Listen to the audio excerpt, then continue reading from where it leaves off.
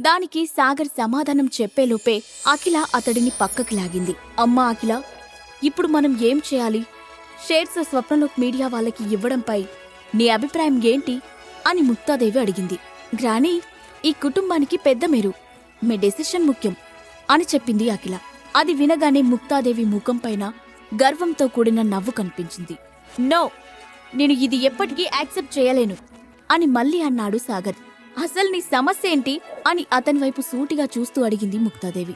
మనం స్వప్నలోక్ మీడియాతో shares exchange చేసుకోవాలంటే గ్రానీ 20% షేర్స్ ఇవ్వాలి. నా భార్య అఖిల 30% షేర్స్ ఇస్తుంది. ఈ ప్రాబ్లం సాల్వ్ అయిన తర్వాత ఎవరి పేరున ఉన్న షేర్స్ వాళ్ళకే ట్రాన్స్ఫర్ అవుతాయి అని చెప్పాడు సాగర్. ఎంత పొగరు! నా ముందే నోరు తెరిచి మాట్లాడతావా? అసలు ఇది నీకు సంబంధం లేని విషయం. నువ్వు ముందు బయటకు పో అని కోపంగా చైర్ మీద కొడుతూ అంది ముక్తాదేవి. రెండోసారి సాగర్ పబ్లిక్ గా ఆమెను వ్యతిరేకించాడు. ఆ విషయం ముక్తాదేవి తట్టుకోలేకపోతుంది. ఈ రోజు అతనికి బుద్ధి చెప్పలేకపోతే కుటుంబంలో ఎవరూ తనని గౌరవించరని ఆమె భావించింది. ఆమె మాటలు విని సాగర్ నవ్వడం ప్రారంభించాడు. ఎందుకు నవ్వుతున్నావు? ఇక్కడేమైనా కామెడీ షో జరుగుతుందా అని మళ్లీ కోపంగా అంది ముక్తాదేవి. మీ కుటుంబాన్ని చూస్తుంటే నాకు నవ్వొస్తుంది. మీరు ఇంత స్వార్థంగా ఎలా ఆలోచిస్తారో నాకు అర్థం కావటం లేదు. గతంలో నా భార్య షేర్స్ ఉపయోగించి దేవరాజ్ షేర్స్ కొన్నారు. ఇప్పుడు మొత్తం అన్ని షేర్స్ నా భార్య దగ్గర ఉన్నాయి. మళ్లీ అదే పద్ధతి ఉపయోగించి స్వప్నలోక్ షేర్స్ కొనాలని ప్లాన్ చేస్తున్నారు. మిమ్మల్ని చూసి నవ్వక ఏం చేయమంటారు చెప్పండి అని అడిగాడు సాగర్. అందరూ అతని వైపు సీరియస్ గా చూశారు. కాని అతను చెప్పింది నిజమేనని అక్కడున్న అందరికీ తెలుసు. ఇతనితో మనకు మాటలు అనవసరం.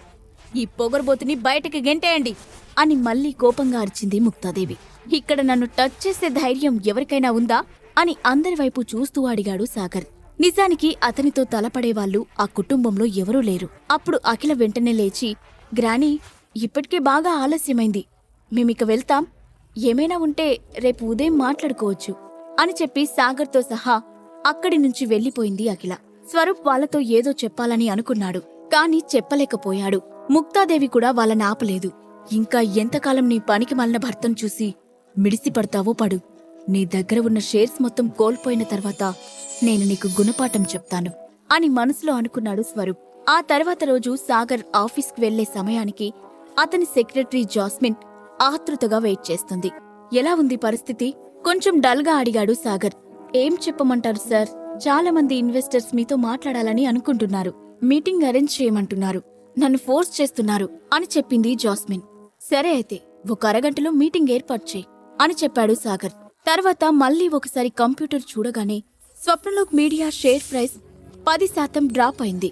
కోట్లలో నష్టం చూడడంతో సాగర్కి విపరీతంగా అసహనం కలిగింది. ఇంతలో అనుకోకుండా ఆ రోజు టోనీ దగ్గర కొన్న జాడే ప్లేట్ వైపు చూశాడు సాగర్. అసలు దీనివల్ల ఉపయోగమేంటి అని తనలో తానే అనుకుంటూ దాన్ని చేతిలోకి తీసుకుని అటూ ఇటూ తిప్పి చూస్తూ ఉండగా అనుకోకుండా అతని చేయి కట్ అయింది. కొంచెం రక్తం ప్లేట్ మీద పడగానే సడన్ గా ప్లేట్ మెరవడం ప్రారంభించింది. అప్పుడు హఠాత్తుగా అందులో నుండి ఒక డ్రాగన్ బయటకు వచ్చి సాగర్ కనుబొమ్మల మధ్య ప్రవేశించింది.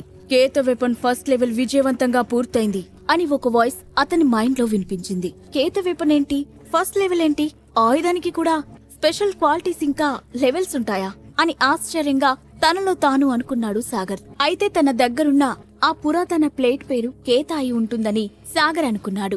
వెంటనే ఆ ప్లేట్ ను టేబుల్ మీద పెట్టి ఆఫీసర్ జ్యోతికి ఫోన్ చేశాడు. మేడం, నా దగ్గర ఒక పురాతన జాడే ప్లేట్ ఉంది. అది టచ్ చేయగానే ఫస్ట్ లెవెల్ ఆయుధం కంప్లీట్ అయిందంటూ నా మైండ్ లో ఒక వాయిస్ వినిపించింది. అసలు ఆ వెపన్స్ లో ఫస్ట్ లెవెల్ అంటే ఏంటి, ఆయుధానికి కూడా లెవెల్స్ ఉంటాయా అని డైరెక్ట్ గా పాయింట్ లోకి వస్తూ అడిగాడు. సాగర్, నువ్వంత సింపుల్ గా అడిగితే నేనెందుకు చెప్తాను అని అతన్ని టీజ్ చేసింది జ్యోతి.